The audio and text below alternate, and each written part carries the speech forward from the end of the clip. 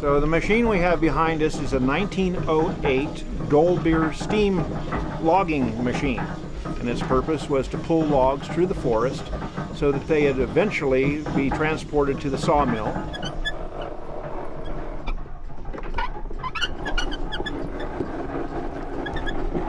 So this steam engine operates essentially by a wood fire boiling a steep kettle full of water, creating steam. It carries a variety of whistles on it, but back in the day really it only had one whistle for purposes of communication within the forest. If there was a need for communication over the side of a hill, they would have what's called a whistle punk, a small boy that had a wire that was attached to the whistle, and he would watch the logging operation below and then pull the whistle at the right time so that the steam engineer could engage the machinery and pull the log up from an area where the engineer couldn't exactly see it.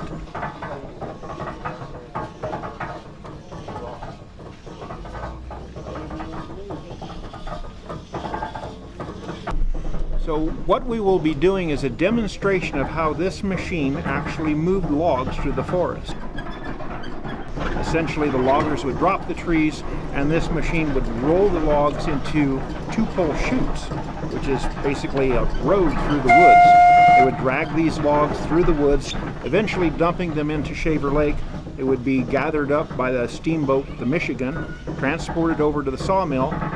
The sawmill would then cut them into boards. The boards would then be dried, and after a period of time, when they had sufficient buoyancy, they would kick them into the flume. And then the flume was 42 miles long and would reach Clovis 6.5 hours later. So at the turn of the century, this was the latest and greatest technology.